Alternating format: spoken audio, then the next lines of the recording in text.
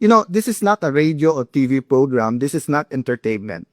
This is the Senate of the Philippines. So we have to be more professional.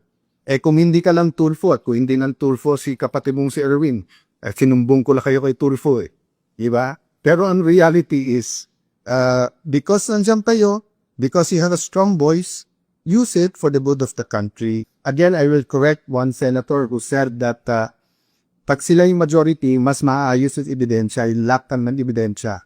Hindi trabaho po ng senator judge na maglata rin ng ebidensya.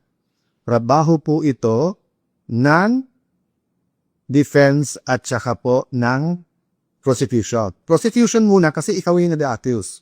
Then defense kasi dinidepensan mo sarili mo. Siguro that's one reason why gigil na digil ang mga kapatid na Senator Tulfo na aside from the committees, aside from yung pagiging malakit sa Malacanang, let me address that. Sabi ni Senator Tulfo, pag hindi ako nagpakita sa session hall ay ako'y duwag.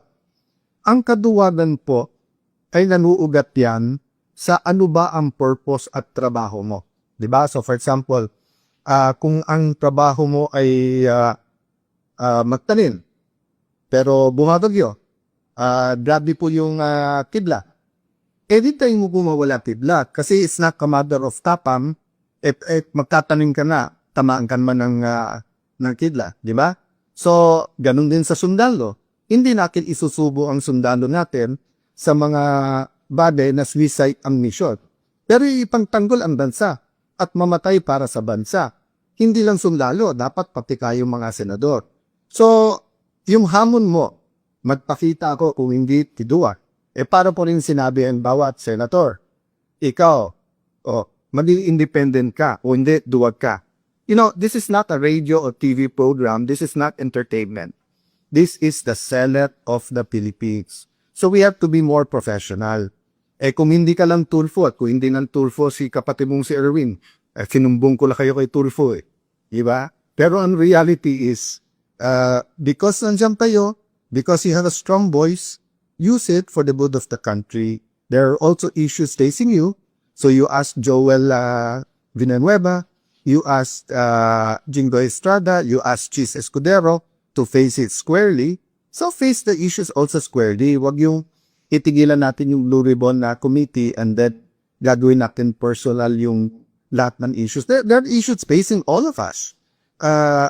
Pati ba naman Senator Tulfo, lahat na nung pinapay, binintan nyo sa amin. Nung panahon ni President Duterte, kampi kayo sa drug war. Ngayon naman, balikta. Tapos lahat ng pinatay, sinisin nyo. So, pati ba naman internet at saka airphone, sa akin nyo pa rin sinisit. O baka murder pa yung kaso na yan, murder kasi pinatay ang wifi at yung kuryente.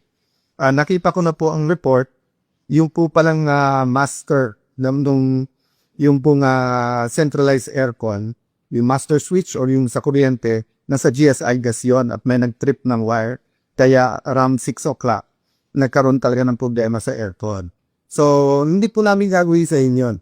I've always treated you well, whether I'm close to you or not, whether you're in the minority, majority, and I will continue to treat all of you well. But kayo ang namimersonal, because kami, it has been one issue after the other, di ba? Hindi kami ang nagpakasok sa MBI sa Senado, yung May 11. Hindi rin kami ang kumuha ng NBI na fully armado na pinaikutan ang Senado tapos pumasok pa sa Senado noong May 13. Hindi rin kami ang nag-walk out. So you keep saying fresh start. This is not a radio or TV program. This is not entertainment. This is the Senate of the Philippines. So we have to be more professional.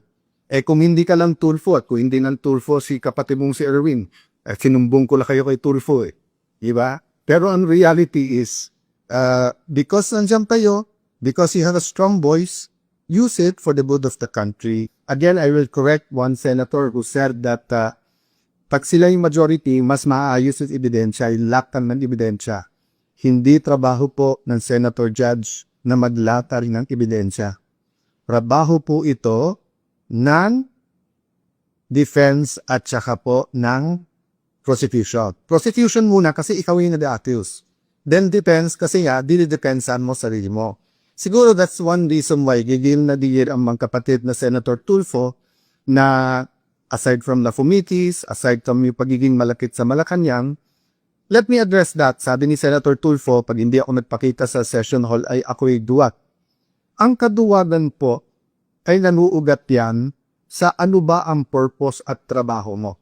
Diba? So for example, kung ang trabaho mo ay magtanim, pero bumabagyo, grabe po yung kidlat. Di tayo mo mawala kidlat kasi it's not a matter of tapam, magtatanim ka na, tamaan ka man ng kidlat, di ba? So, ganun din sa sundalo. Hindi natin isusubo ang sundalo natin sa mga bagay na suicide ang mission. Pero ipangtanggol ang bansa at mamatay para sa bansa. Hindi lang sundalo, dapat pati kayong mga senador. So, yung hamon mo, magpakita ako kung hindi tiduwa. Para po rin sinabi ang bawat senator, ikaw, maging independent ka o hindi, duwag ka. You know, this is not a radio or TV program. This is not entertainment. This is the Senate of the Philippines. So we have to be more professional. Kung hindi ka lang Tulfo at kung hindi ng Tulfo si kapatid mong si Erwin, sinumbong ko lang kayo kay Tulfo Diba? Pero ang reality is, because nandiyan kayo, because you have a strong voice, use it for the good of the country. There are also issues facing you. So you asked Joel Villanueva, you asked Jingo Estrada, you asked Chis Escudero to face it squarely. So face the issues also squarely. Wag yung itigilan natin yung Blue Ribbon na committee and then gagawin natin personal yung lahat ng issues. There are issues facing all of us. Pati ba naman Senator Tulfo, lahat na nung pinapay, binintan nyo sa amin. Nung panahon ni President Duterte, kampi kayo sa drug war. Ngayon naman, balikta. Tapos lahat ng pinatay, sinisin nyo. So, pati ba naman internet at saka aircon, sa akin nyo pa rin sinisik. O baka murder pa yung kaso na yan, murder kasi pinatay ang wifi at yung kuryente.